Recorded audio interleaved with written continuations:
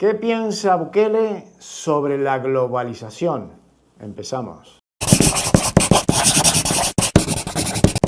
Hace un par de años, el señor Nayib Bukele, presidente de El Salvador, estuvo en Doha. Hizo un discurso que dejó boquiabiertos a muchas personas. Él hizo un discurso en su perfecto inglés, en el cual lo voy a dejar al final de este video, con la traducción que él mismo hizo al español, en subtítulos, en el cual habla de 3 hitos de la humanidad. Y uno de ellos es el tema de la globalización, que resulta muy interesante.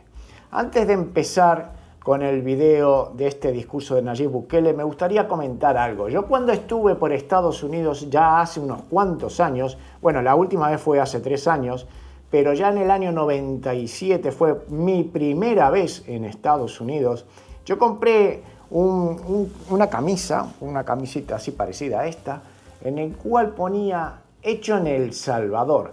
Y me resultó curioso, ¿no? Porque mayoritariamente la ropa que se fabrica en Europa, mejor dicho, no se fabrica en Europa, se fabrica fuera de Europa, vienen de China, de Pakistán, de Indonesia, de toda esa parte de Asia. Pero por lo visto en Estados Unidos proviene desde Centroamérica, obviamente por la cercanía, claramente, ¿no? Entonces yo les voy a leer algo de Camtex, Destreza Salvadoreña, que comenta sobre la industria textil en El Salvador. Sector textil y confección prevé estabilidad en 2023.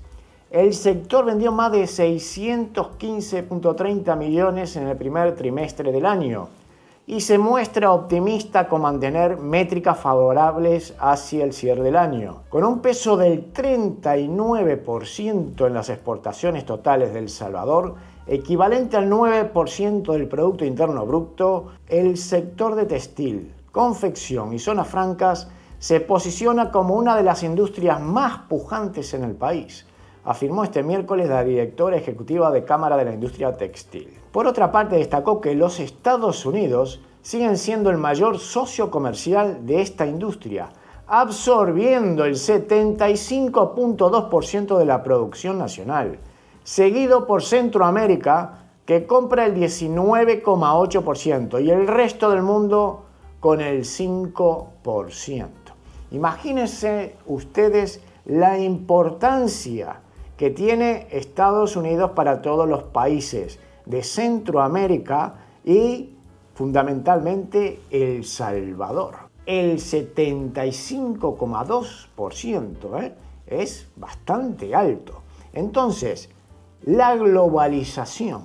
Aquí es algo interesante que me gustaría saber qué piensan ustedes sobre esto, si es positivo o si es negativo. Ya verán lo que dice Bukele, porque Bukele formula una pregunta en el cual no sabe dar una respuesta. Yo estaba esperando su respuesta y me quedé atónito sentado. No tiene respuesta él. Pero cuando formula su pregunta y da sus argumentos, ella deja entrever qué es lo que piensa. Es una persona muy inteligente, muy inteligente. El tema de la globalización. Fíjese usted que depende de dónde viva. Para El Salvador quizás la globalización sea algo positivo porque le da trabajo a mucha gente. El tema es, las personas que viven en ese país como Estados Unidos, que son los que compran mayoritariamente toda la ropa fabricada en El Salvador, ¿está contenta o no? Obviamente que el que compra, y compra quizás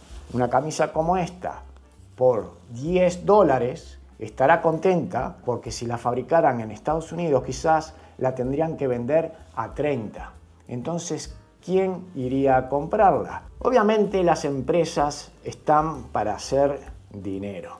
Si uno puede hacer mucho marketing, mucha publicidad de derechos humanos y pitos y flautas y bla, bla, bla y todo eso, pero las empresas aquí están para hacer dinero.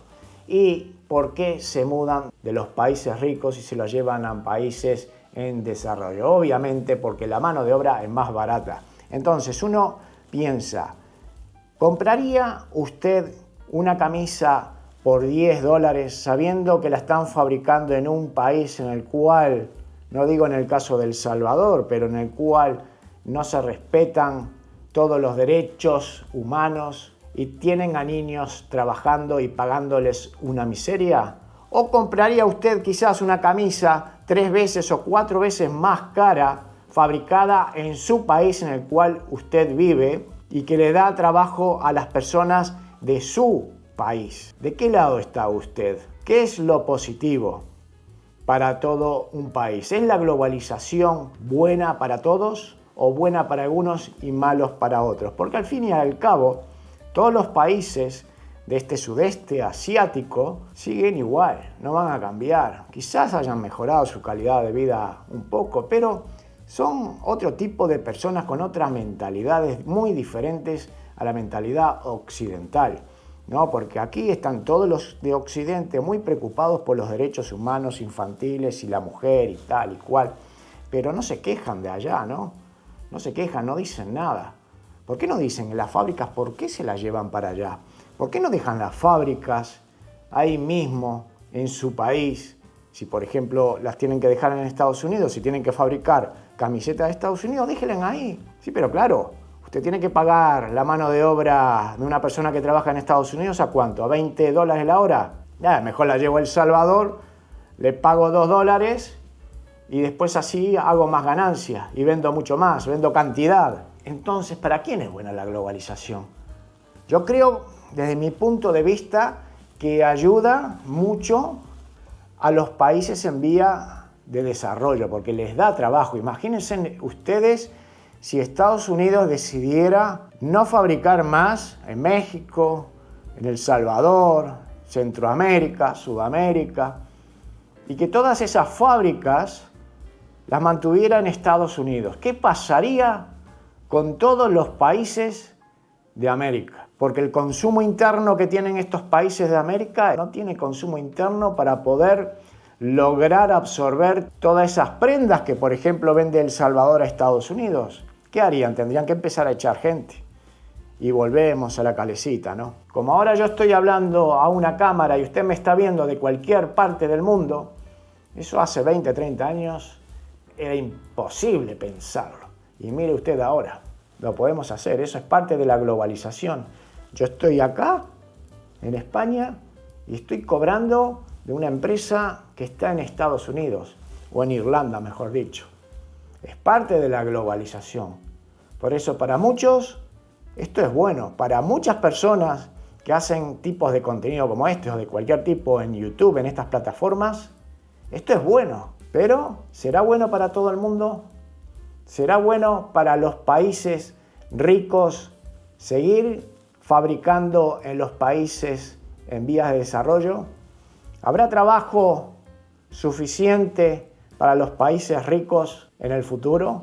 Mis amigos, vamos dejando el video por aquí. Yo les mando un gran abrazo a todos. Les doy las gracias siempre por estar ahí y nos vemos en el próximo video.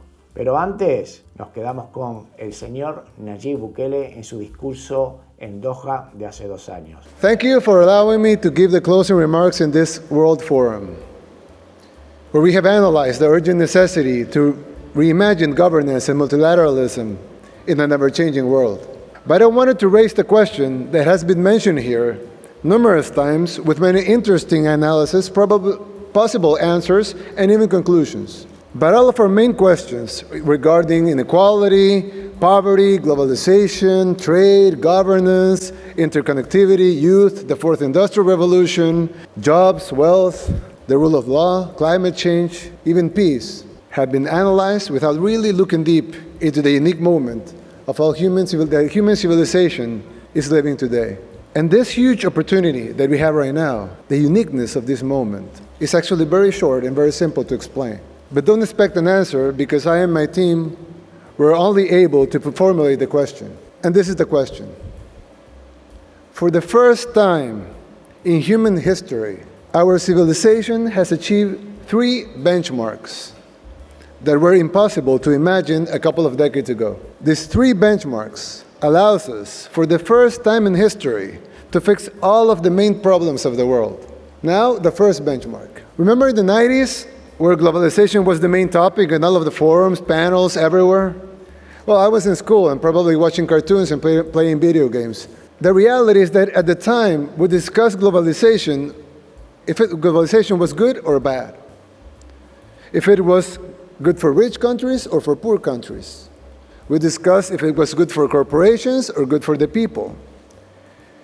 The supporters of globalization tried always to convince us that it would be good for everyone. But decide if you like it or not, globalization came to stay. Soon, we felt the pros and cons of globalization. It made the world a lot richer. International commerce and trade boomed and created lots of new opportunities. But at the same time, it also bankrupted hundreds of thousands of local companies. It destroyed entire economies. Hundreds of millions of farmers and their families emigrated to the cities in search for a living. Millions fell into poverty as local industries bankrupted and as major corporations moved their factories where labor was cheaper. But like I said before, you may like it, you may hate it, but 25 years later, the world is fully globalized now. And that's our first benchmark, a globalized world.